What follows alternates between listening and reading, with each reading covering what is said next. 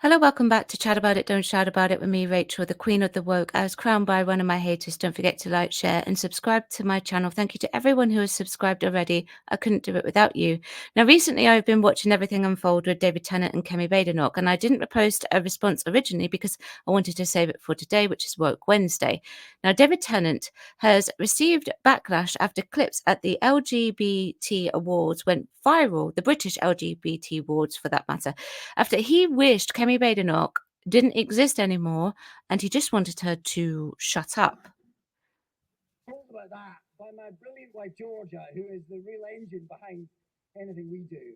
She educates me about empathy and understanding, and she has been a huge educator for me. But I think, I suppose, if I'm honest, I'm a little depressed. Now, David Tennant doesn't have social media, so he will never ever know the full impact and fallout his words could actually have. His wife, Georgia, knows what that is like to be on the wrong side of social media because she got bullied off of X for not offering a stance.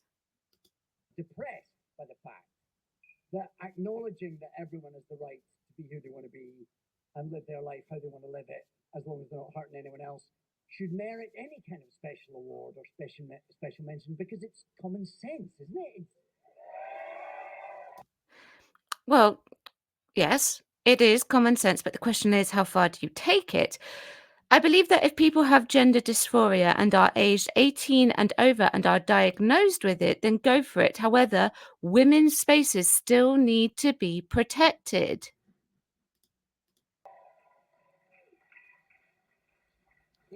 It is human decency. We shouldn't live in a world where that is worth remarking on. However, until we wake up and Kemi Badenoch doesn't exist anymore,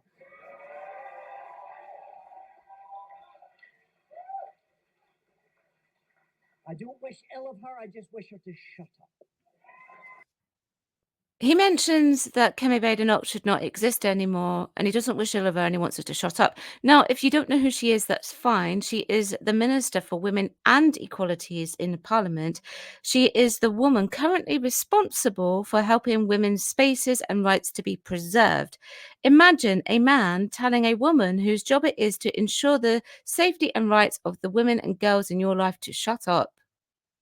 Now, first of all, it is incredibly childish to tell someone to shut up. Why not meet her face to face and sit down and talk to her about it? Or was this a bit of clout chasing or trying to remain relevant so you don't get cancelled? Whilst we do live in this world, I am honoured to receive this. I'm thrilled to be here and to be a part of this night. Pride is very important in our house. It's a family affair. We have skin in the game. So this event tonight thrills me. So, by skin in the game, he is referring to the fact that he has a 10-year-old child who is non binary, apparently. So that was his acceptance speech, which he used as a pedestal to belittle a woman whose job it is to protect women. And actor Sylvester McCoy, who played the Seventh Doctor and Radagast in The Hobbit, also weighed in with his support for the actor's statements. Bravo, David. Don't let the Badenochs get you down. Now, here's the thing. David can be an LGBT ally, and that's entirely up to him. I'm not going to stop him from being an LGBT ally. How you go about being that ally and present yourself as an actor who is that ally can be a real cause for contention. This here was on a soapbox stand, and how far do you take it past ignoring the rights to the protection of women and girls, women's sports being infiltrated by biological men, and women's prisons? How far do you take that? I think celebrity actors wading in to appease people but getting involved in politics is a way of setting up for a disaster, because if David says something that is remotely against that particular grain, then that's it. I also think that actors being verbally aggressive towards other people for the sake of crowd pleasing also give actors a bad name. That will make others expectant for actors to take a stance, the right stance in their opinion, and if they don't, then they are racist, transphobes, bigots, and they shouldn't be working in acting at all. Now, as far as I'm concerned, if standing up for women and girls' safety means never working and acting again, then so be it. But let me show you the types of attitude we get when we are in the wrong, so to speak. This is from my tweeting friend, James Dreyfus. Anyway, at Trilby Reviews, you've got until midday to delete your defamatory tweet, which also encourages others to discriminate. It's as simple as that. Check your email, William. I'm not mucking about with you anymore. And this was in response to Mr. TARDIS, of all people, although it shouldn't be that much of a surprise, I guess, in some respects. This is what Mr. TARDIS actually said. I'm sorry, but whose idea was it to cast insane anti-trans actor James Dreyfus? By the way, he doesn't even have the guts to tag James in this tweet. In House of Dragon, when you have a non-binary leading actor, he's talking about Emma Darcy, that should be a basic duty of care thing. You don't cast someone who wishes harm on the other cast members. Yes, we get a call to arms for cancellation and being made unemployed. All James has done is defend women, and if he really has a massive issue with Emma Darcy or Abigail Thorne being in the House of Dragon, then he would have left. Now, that wasn't the only thing that David Tennant had said. He also said this. Amazing. I think, yeah, it's so important. I think sometimes it feels like there's so many people, but it is a minority. It's such a minority. A tiny bunch of little whinging fuckers who are on the wrong side of history, and they'll all go away soon. That's what he said. And of course, J.K. Rowling called him out for it. This man is talking about RAPE survivors who want female-only care. The nurse is currently suing their health trust for making them change in front of a man. Girls and women losing sport opportunities to males, and female prisoners incarcerated with convicted SOs. I can't get behind someone who thinks that there is such thing as a trans child and think it's okay to allow anyone into female spaces, and verbally attacking a woman whose job it is to ensure that women have access to those spaces. This is what Kemi Badenoch had to say in response to David Tennant. I will not shut up. I will not be silenced by men who prioritize applause from Stonewall over the safety of women and girls. A rich lefty white male celebrity so blinded by ideology he can't see the optics of attacking the only black woman in government by calling publicly for my existence to end.